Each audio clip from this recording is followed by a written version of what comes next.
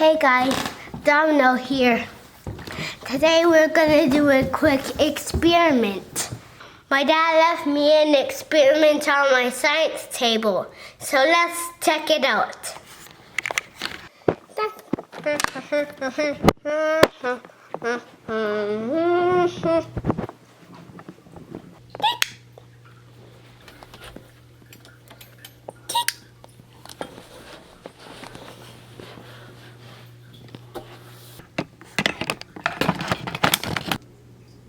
There we go.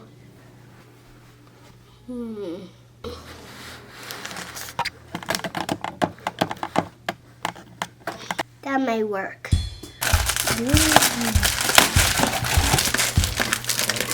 Whoa. Cool. What is this? Da-da, da-da, da-da. This is an anti-gravity wait, what? What is this? I don't understand. MagLev? This is an anti-gravity MagLev. Actually, it says Kid Labs. See? Oh wait, you already saw it. All 7 projects in one. It's amazing. 7 projects? That's crazy. Let's open it up. Ooh, look at these magnets. Well, I want to get started, but we may need some help to figure out how these different experiments work. CB, can you help us? Way ahead of you, buddy.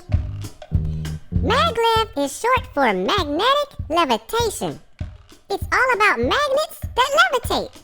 Levitate means to float in the air. But a magnet doesn't levitate on its own. You see, the ends of magnets are called poles. There's a north pole and a south pole. When the north pole of one magnet is close to the south pole of another, the two magnets attract or go towards each other. But when the north pole of one magnet is close to the north pole of another, the two magnets repel or go away from each other. So opposite poles attract and the same poles repel. The MagLev principle uses magnets that repel each other to cause things to levitate and move without being touched. I'll stick around to help you explain. Thanks, CB. Now let's continue. Look at all these magnets. 1, 2, 3, 4, 5, 7.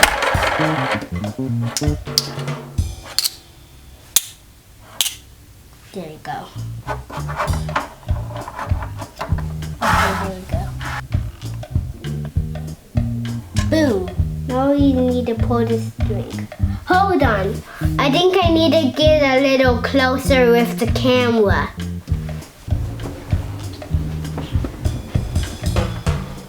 What's this, guys?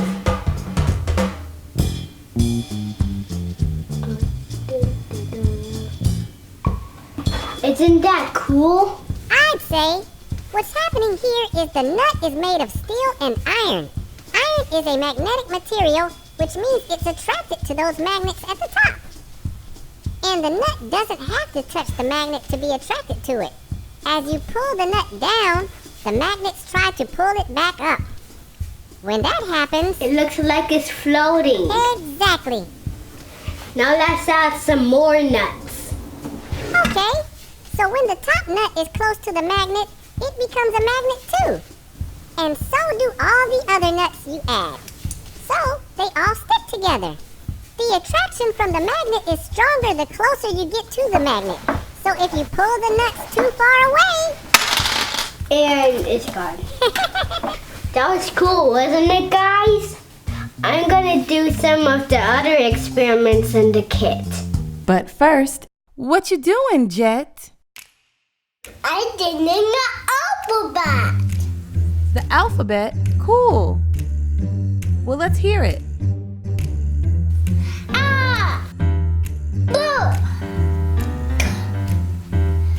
D, E,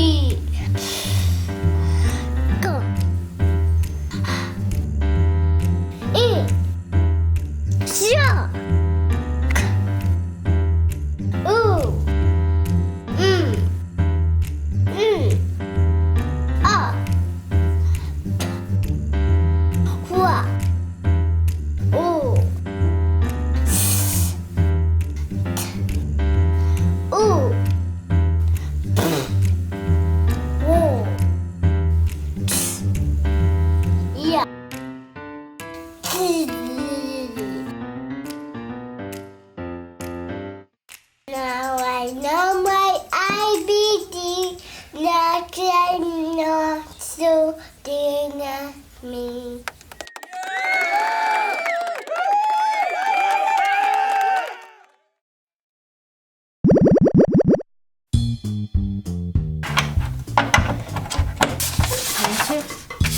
Look who's here, everybody.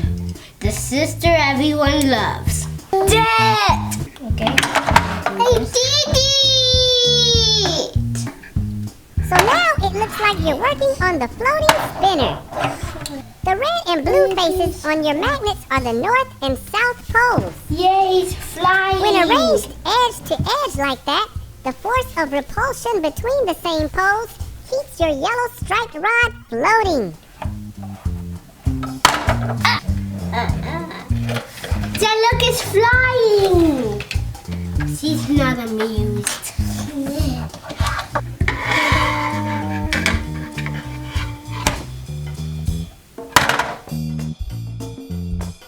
This magnetic scale uses same poles to repel each other, supporting the weight of the marbles in the weighing pan.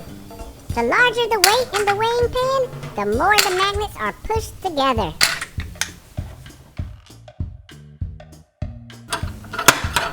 When you remove the weighing pan and alternate the north and south poles of the magnets so that the same poles face each other, you can see the magnets bounce and float in mid-air. This is a true example of the MagLev principle the way MagLev trains use it. Magnets under the vehicle allow it to levitate, and magnetic forces in front and rear move it forward and backward. Well, guys, that was fun. Thanks for joining me today. And thank you to CB for sticking around to help me explain the MagLev principle. It was truly my pleasure. Anytime, my friend. Make sure you join me next time. Hey.